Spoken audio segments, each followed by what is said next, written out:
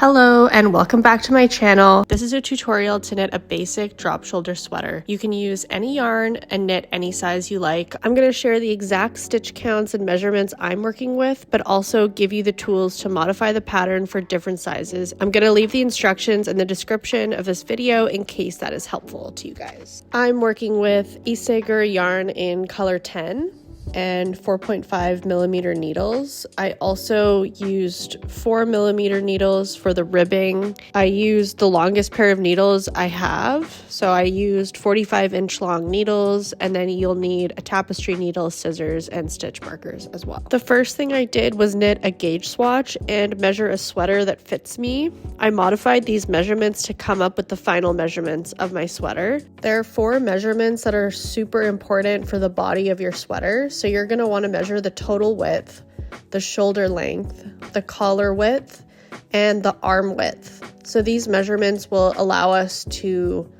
construct our back yoke, which is the base of our entire sweater.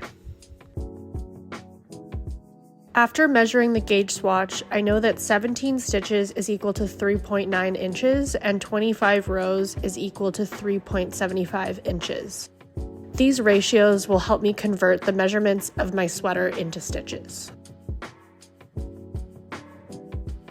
Here is a mock-up of the basic drop shoulder sweater. The sweater I want to make is much wider than the sweater you saw me measuring at the beginning. I just wanted to use it as a guide. Here, I'm reiterating the measurements you need to take, and this is what I came up with for my sweater. It is super important that the shoulder plus the collar plus the shoulder equals the total width. So for me, this is 8 plus 7 plus 8 equals 23. Now I'm going to convert these measurements into stitches. So 17 times 8 divided by 3.9 equals 35 stitches. I went ahead and converted my other measurements. So 7 inches becomes 30 stitches and 23 inches becomes 100 stitches. You may have to round up or down. The important thing is that they all add up to the total width. There are 2 ways you can knit this sweater. I'm going to use German short rows, but if this is too advanced, you can use this first option.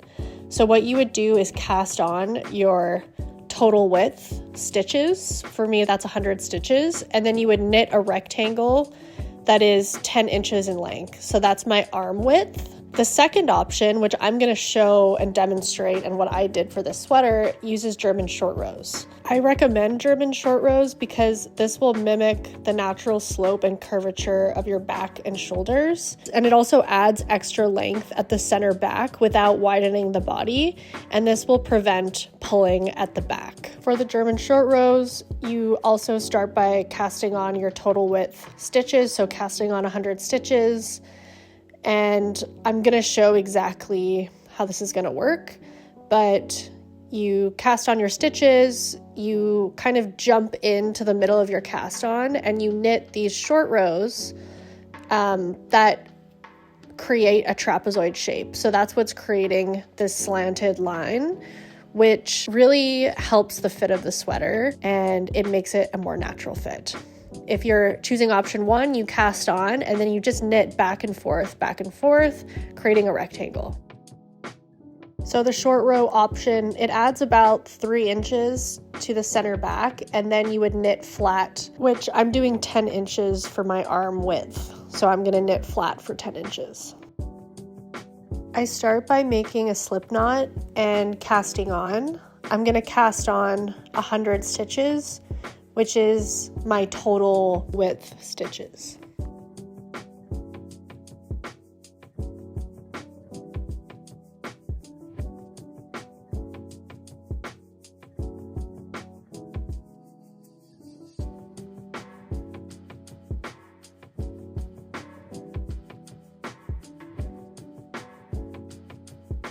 Now that I'm done casting on, I'm going to break the yarn. So I'm going to cut the yarn.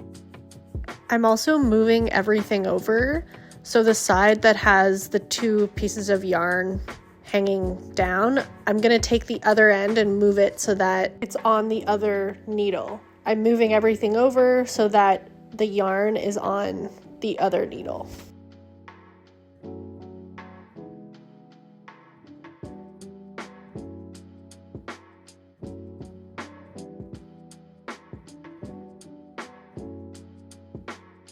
I also took stitch markers and marked where my shoulder stitches are and my collar stitches. So from the left, there's 35 stitches. In the middle, there's 30 stitches. And then on the other side,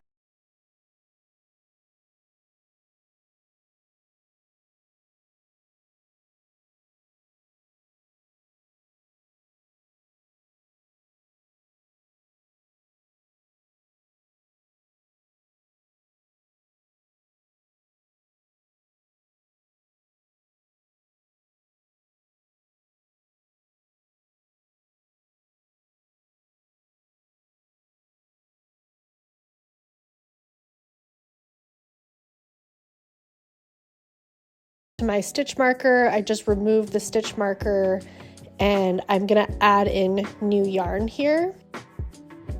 And my next step is I'm gonna purl. So I'm gonna add in my new yarn purlwise. So I take my new yarn, I make a loop, I insert my needle purlwise, and I add my new yarn in. This counts as my first purl stitch. And now I'm gonna purl to my next marker. So I'm gonna purl, there should be 30 purl stitches.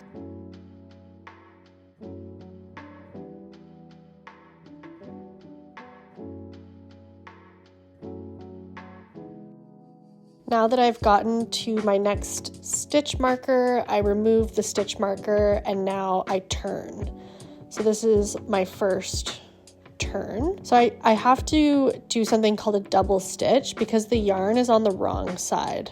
When you knit, your yarn has to be on the right side. So I slip that stitch purlwise onto my right needle and I pull the yarn forward. And now I can knit.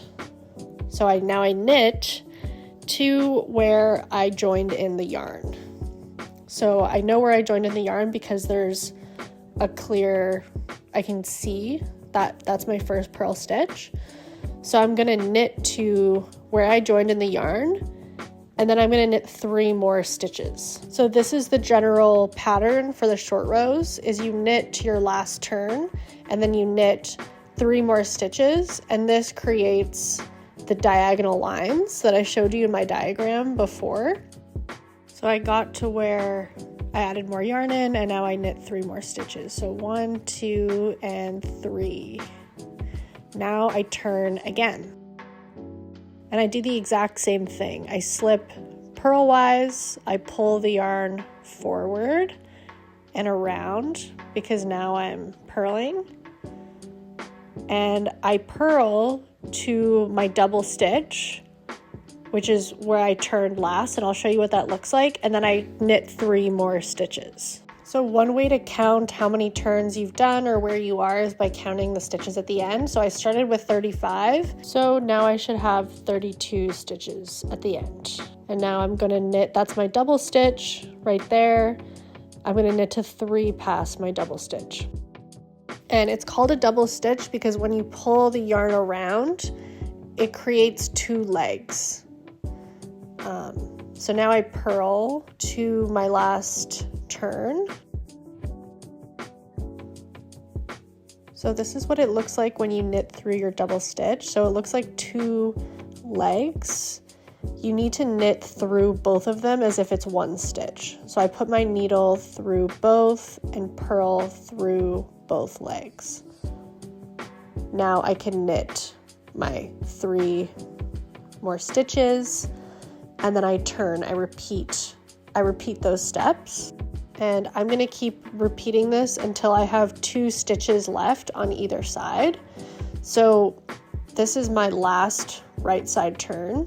So I already knit through my double stitch, I knit those 3 extra stitches, there's 2 stitches left, I can't go any farther, and now I'm gonna turn. You might be starting with a different number of stitches as me, so I would say you can leave 2, 3, or 4 stitches on the end.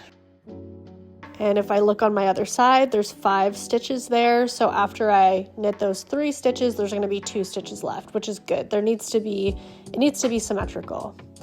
So now I'm purling, I just purled those 3 extra stitches, and this is my last turn. So after your last turn, so I'm still doing my double stitch because I'm turning, but this is the last time I'm gonna turn. So now I'm knitting across. I knit across and I'm knitting all the way across. So I'm knitting those 2 stitches on the end. So now I'm knitting all the way across, all the way across. There's no extra stitches. We're not doing any short rows. We're knitting all of our stitches. So I knit all the way across and now I'm just purling across. Now I want to knit 10 inches, which is my arm width. This is what it looks like. So I've created about 3 inches of extra fabric. It's a trapezoid shape, so there's a diagonal line, which is the shoulder, left shoulder. There's a flat line, which is where the collar is going to go, and then there's another diagonal line, which is the right shoulder. This is what it looks like after knitting flat for 10 inches. So I'm measuring it from the side. It's 10 inches from the side, but if I measure it from the middle, it's about 13.5 inches. And make sure to end on a purl row. You can either put your stitches on some scrap yarn, or if you have interchangeable needles like me, just take the needles off. Now we're gonna work on our shoulders. So the shoulders are picked up from the cast on edge. For people that did German short rows, your shoulders are gonna go on your slanted lines at the top. If you didn't use German short rows, you're gonna follow the exact instructions. You're gonna do the exact same thing. You're gonna pick up from the cast on edge. We're gonna start with our left shoulder. So here I'm demonstrating how to count the stitches on the cast on edge. So each of these holes is a stitch and it has 2 legs on top of it. So I'm going to count from left to right my shoulder stitches. So I need to count 35 stitches. So I did that and now I'm in the 35th stitch. And now I join in new yarn.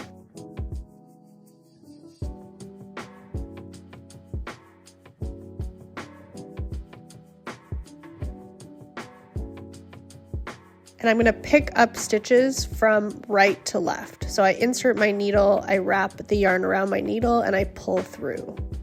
So I insert my needle into the hole, I pull the yarn through.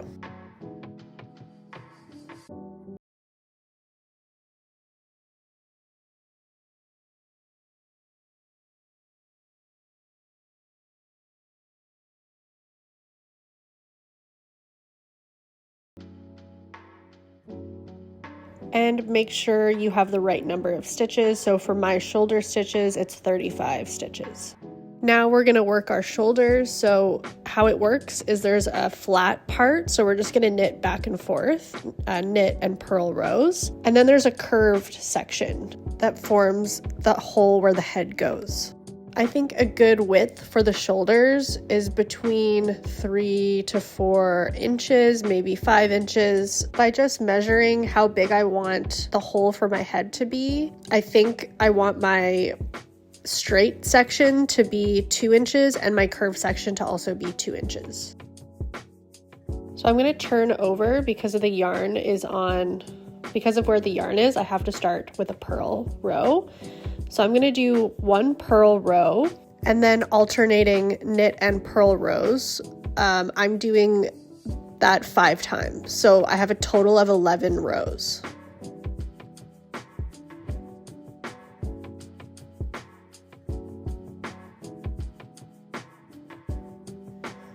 This is what 11 rows looks like. And that is my flat or straight section. And now I'm ready to do my increase section. On the left side, we make 1 left.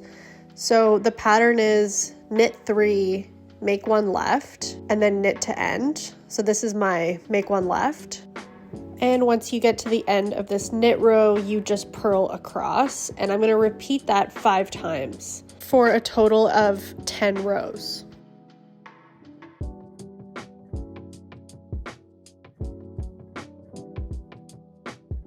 See how it's forming a curve, which is what I want because it's going to form a hole for the head.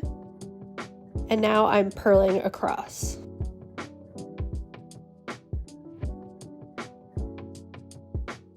This is what it looks like after my increase rows, and I'm happy with the size of the neck hole. When I lay the sweater flat, you can see that there's this space created for the neck hole, and my German short rows helped with that a little bit because I have extra room on the back side.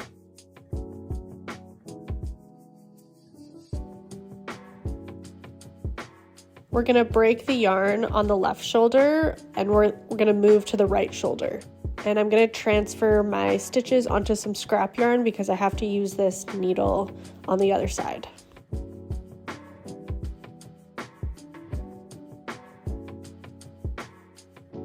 On the right side, we begin picking up our stitches from right to left. So I'm inserting my needle right away on the farthest stitch on the right side, and I'm going to count my shoulder stitches, pick up stitches the exact same way you did on the left shoulder, and I'm counting 35 stitches.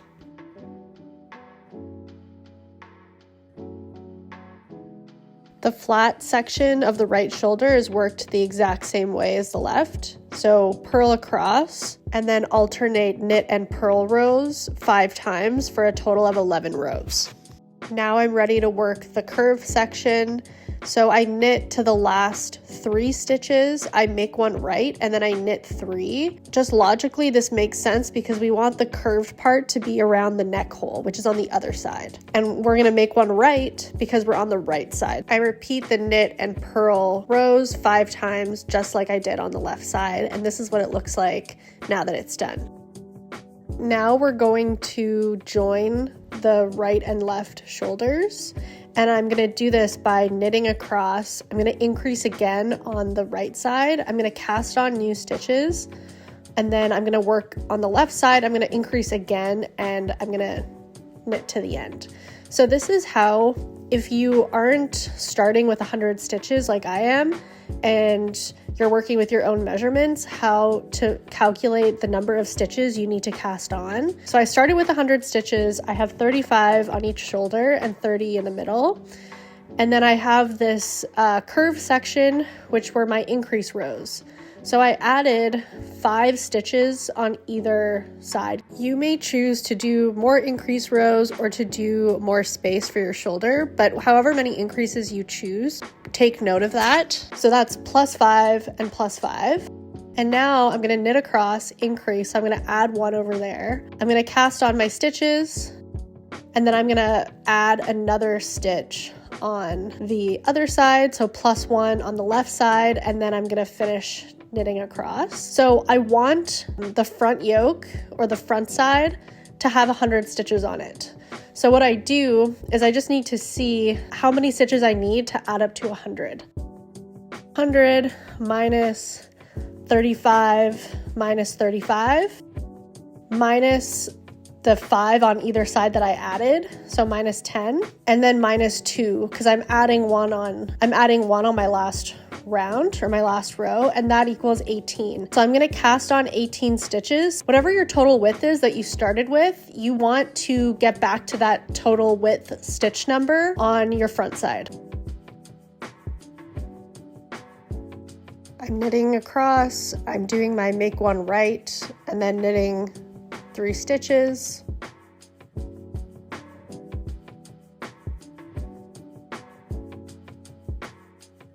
Now I'm going to cast on 18 stitches using the backward loop technique.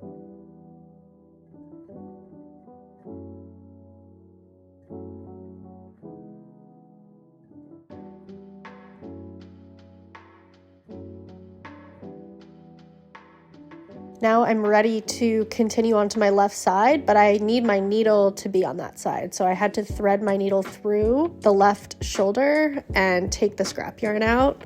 Now I knit 3, make 1 left, and knit to the end.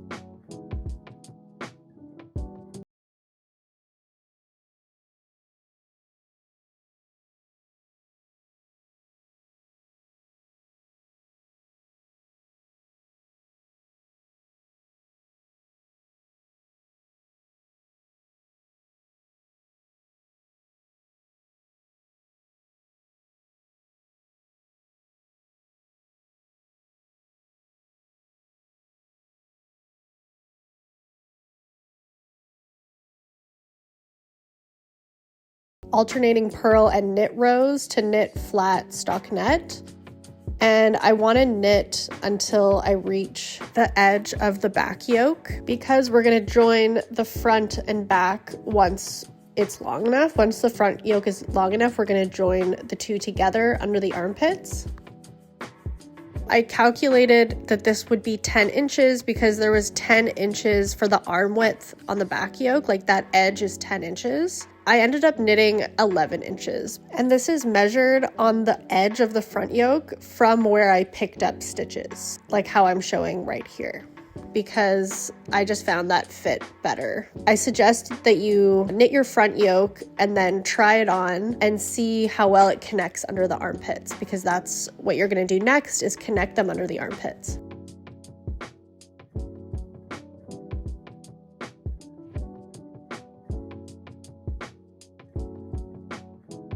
I ended the front yoke with a purl row, so the next thing I'm going to do is knit across so that I could join under the left armpit. I have now knit across the front yoke, so I'm ready to join, but I need to put my needle through the back yoke so that everything is connected on one set of needles, so I do have to move my needles around and connect everything.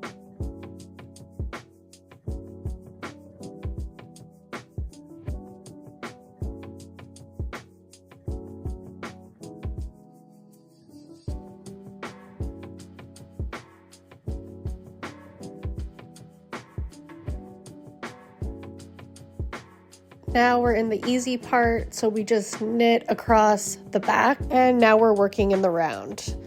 I forgot to add a stitch marker here, but I did go back and add it in later. So add a stitch marker before you start working your backside. And now I'm just going to go around and around until the sweater measures the correct length that I want. So I want a lot of ribbing on my sweater, so I'm going to knit until it measures your desired length.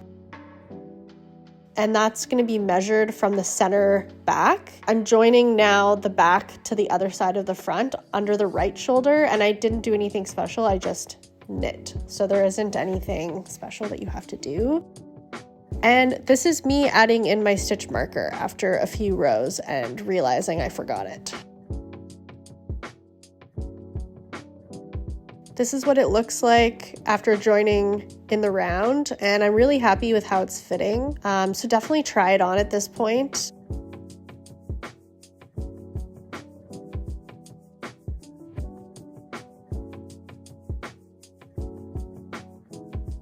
And I'm gonna do a 2x2 ribbing.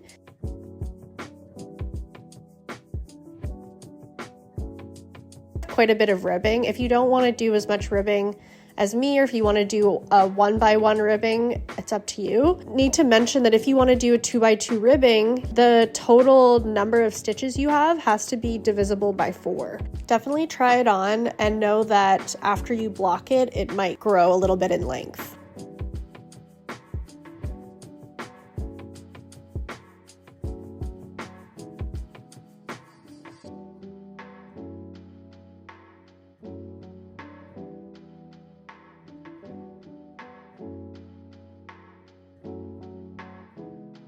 Ready to cast off. So I knit 2 and then pull the second stitch on my right needle over the first stitch. And to make sure that it's not too tight, I'm just dropping the stitch over and I'm not tightening anything. And now I purl, so I knit all my knit stitches and I purl all my purl stitches and cast off normally by pulling that second stitch over the first stitch. I'm making sure it's as loose as possible because I don't want it to be tighter at the bottom. I want it to be flat and straight. So I'm just making sure my stitches are very loose, and when I pull it over, I just drop it and I'm not tightening anything. All done. So now we're going to work on the arms. I'm going to pick up stitches around the armhole, and this is how I came up with the number of stitches to start with. So I added up my arm width length on either side. So I did 10 inches on the back side and I did 11 inches on the front side. That's how long the edge measured. So I take that measurement and I converted it to stitches. And I did this the same way we did the calculations at the beginning. And I rounded down because I want to have an even number of stitches. You want to start picking up stitches right in the underarm area. So I'm picking up stitches very similarly to how we picked up the shoulder stitches. When I insert my needle, I want to see 2 legs on top. And I'm going around and I'm picking up 90 stitches. I'm not picking up every stitch. If I picked up every stitch, I would have too many stitches. So you just need to get to 90 or whatever the number is that you calculated all the way around.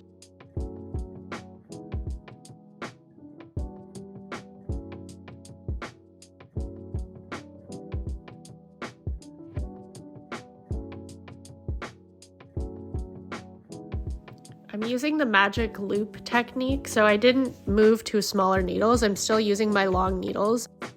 I calculated that I need to decrease every 7 rows, and I included the math for this in the description. It's pretty simple. You just have to figure out how many stitches you want at the end. So I want 64 stitches around my wrist, and then you have to figure out how long you want your arm. So my arm's gonna be 14 inches because I want 3.5 inches of ribbing. I need to decrease around every inch. So I just converted that to rows, and that gives me how many rows I have to decrease. I'm at my first decrease row. So this is the pattern. I'm gonna knit 3 stitches. And then I'm gonna knit 2 stitches together.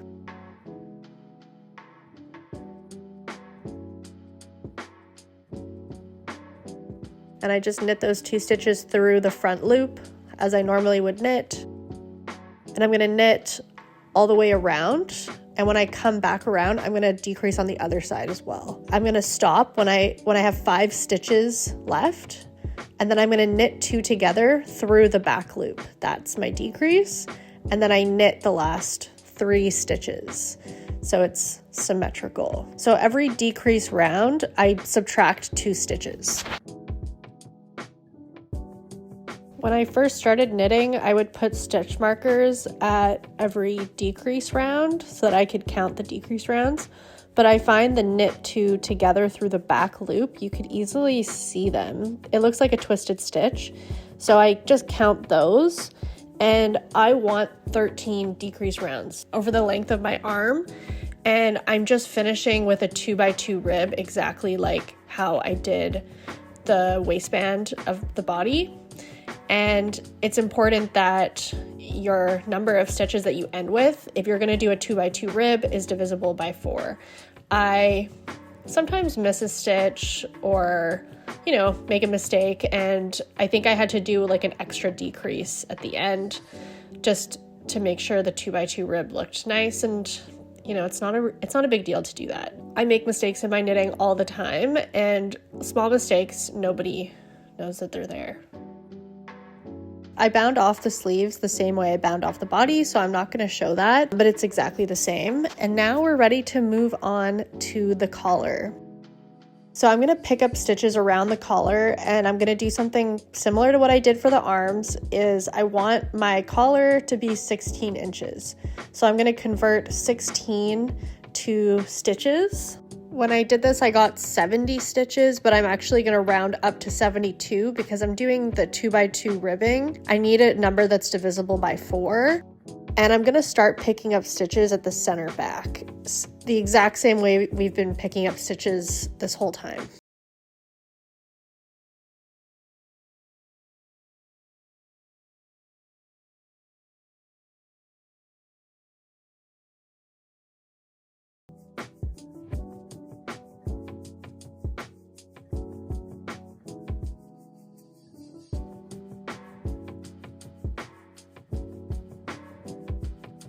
Now that I've picked up 72 stitches, I'm gonna do my 2x2 ribbing, and I'm going to do 3 inches of 2x2 ribbing and I'm actually gonna fold over the collar. This is totally optional, but I thought that a folded collar would look nice on this sweater. So I'm gonna show you how I do the folded collar. I'm matching up the stitch on my needle to the stitch directly below it where I picked up stitches, and I'm gonna knit that stitch to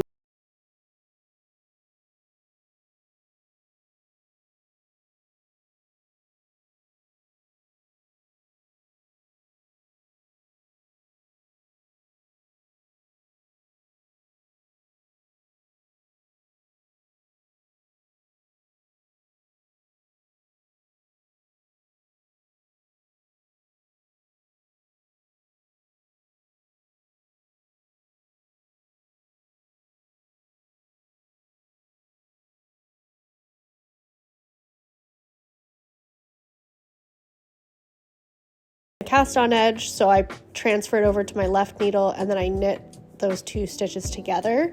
And now I'm also going to be casting off at the same time. Here I'm just demonstrating what those stitches on the cast on edge look like. So now for casting off, I just do my normal cast off technique. And I continue this. So I knit these 2 stitches together.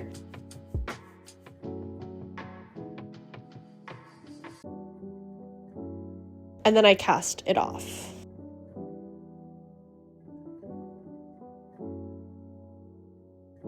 And I continue that all the way around.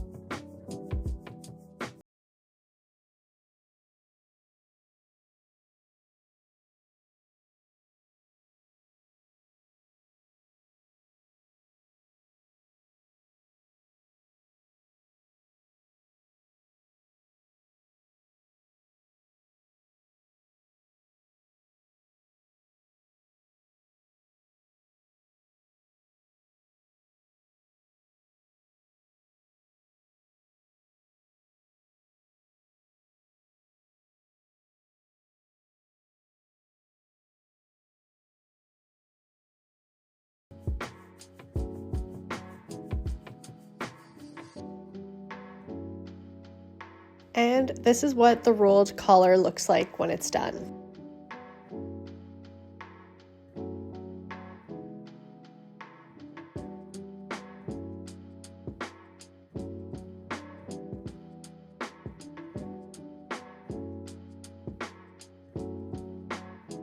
Don't forget to weave in your ends. This is how I weave in my ends.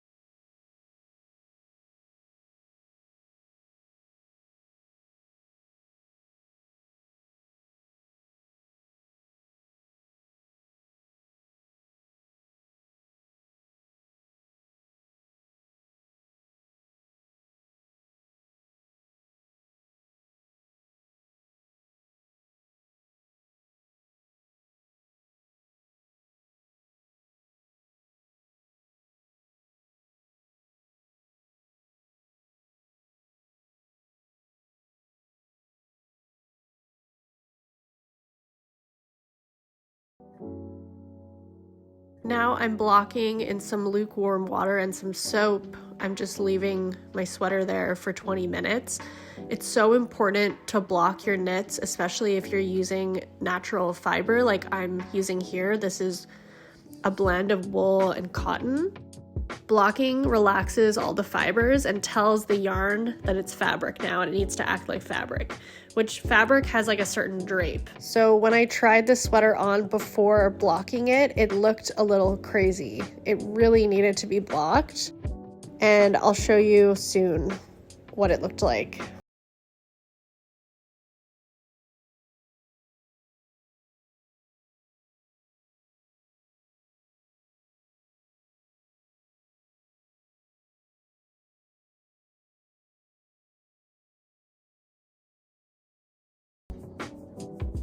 This is what it looked like before blocking. Like, it was bubbling around the arms. Like, it just didn't look good. And this is what it looks like after blocking. It's so sleek and it's just falling perfectly.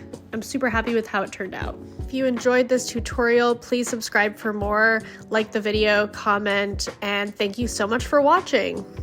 I will see you guys in the next one.